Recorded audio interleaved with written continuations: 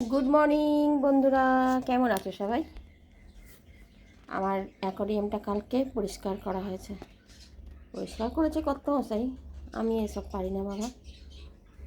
আর এইসবের দায়িত্বও নিইনি, কোথায় কি হয়ে যাবে। ছেলে যখন ছিল তখন ছেলে দেখতো, করতো। দেখো এই ফাইটারটা ছোট্ট একটা মাছির মতন ছিল, তা কী বড় হয়ে গেছে ফাইটারটা, বুঝছো? ও ক্যামেরা সামনে আনলেও কী করে বুঝতে পারে, এখানে পালিয়ে যায়। দেখো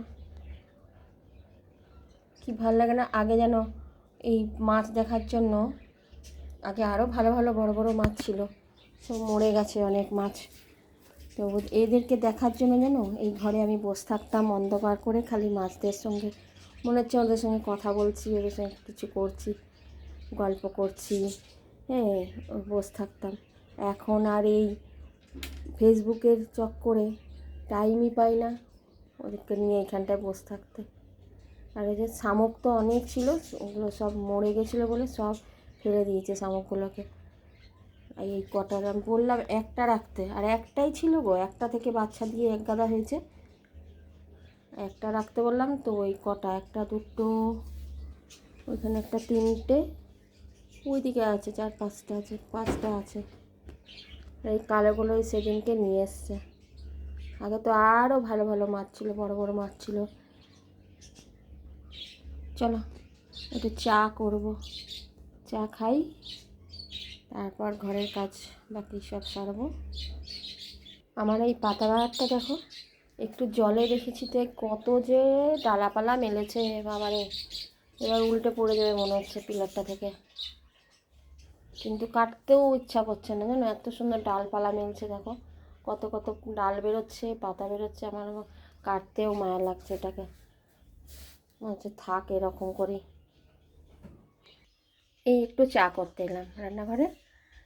কালকে বান্ধবীর বাড়ি গেছিলাম না, ওইখানে ভিডিও করা আছে, কি খাওয়া হয়েছে, কি মজা করেছি, গল্প করেছি আমরা। তারপরে ওর গাছপালা সব কিছুই রাত্রিবেলায় ভিডিও করেছি। তারপরে সকালবেলায় ও ফটো তুলে আবার রাত্রিরে যখন ভিডিও করছিল তখন ফুল গাছগুলো না একটু একটু কুড়ি ছিল। তাই বললাম যে তুই সকালবেলায় ফুল তোলার আগে ফুলের ফটো তুলে আমাকে পাঠাবি। বলছে তুই রাত্রিটা এখানে থেকে যা না, এখানে খাওয়া দাওয়া করে ঘুমিয়ে যা, ফুলের ফটো ভিডিও সব করে নিয়ে তারপরে তুই কালকে খাওয়া দাওয়া করে বাড়ি যাবি। না তুই পাঠাবি, সকালবেলাতে দেখছি ছবি পাঠিয়েছে, তোমাদেরকে সব শেয়ার করব। হ্যাঁ, আমরা যা যা গল্প, ওরা বুঝতেই পারেনি আমার ক্যামেরা অন ছিল, ওরাতে গল্প চলছিল আমাদের। আমাকে হয়তো ভালো লাগছিল না, আমার সামনে একদম ক্যামেরাটা রাখা ছিল ফোনটা। তো আমাদের গল্প হাসিতে 11টায় যখন বাড়ি এসেছি, যেন 11:30টায় পুরো রাস্তা একদম ফাঁকা, নিঝুম নিস্তব্ধ, মনে হচ্ছে খালি আমরা দুজনের বোধহয় এখানে থাকি, যেন পুরো একদম অন্ধকার রাস্তা, নিঝুম একদম। চলো চা করে খাই, তারপরে তোমাদেরকে ওই সব ভিডিও শেয়ার করব আমরা কালকে কী করেছি। ওরা, আমার বর আর ওর বর আসতে চায় না ক্যামেরার সামনে, তা আমরা দুজনে রিল করেছি কালকে। আর গল্প ভালোই হয়েছে, কালকের দিনটা ভালোই গেল, বিকেল থেকে যেতে যেতে সন্ধেই হয়ে গেল। চলো আগে চা বানিয়ে খাই। এই চা বসেছি একটু দারচিনি আর তেজপাতা দিয়ে। আর কালকে আমার বান্ধবী বাড়ি থেকে কুমড়ো শাক দিয়েছে, বুঝলে? কুমড়ো শাক দেখলেই না আমার জিভ থেকে জল চলে আসে। এইগুলো আমার ঘরে কুমড়ো শাকটাও দিয়েছে, ও বাগানে অনেক কুমড়ো শাক হয়েছে অনেক। তো বলছে কুমড়ো তো ধরছে না, কেটে কেটে শাক খাচ্ছি, তাই জন্য আমাকেও দিল।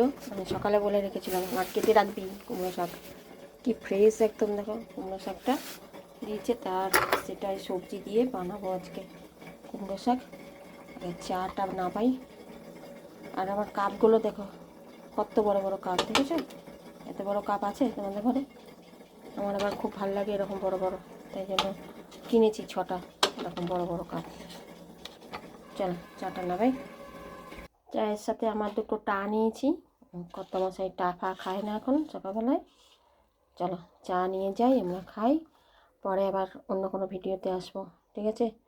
এখন অনেক কাজও আছে ঘরে, তার মধ্যে হচ্ছে যেখান থেকে আমি অ্যাকোয়াগার্ডে জল নিই সেই বোর্ডটা কালকে উড়ে গেছে। এখন মিস্ত্রি আসবে, ঠিক করবে, তবে খাবার জল নেব। তারপরে ঘরের কাজ সমস্ত আছে পড়ে, ঘর মোছা, পুজো, সব কিছু এখন অনেক সব কাজ পড়ে আছে। চলো এখন তবে রাখি, হ্যাঁ, টাটা।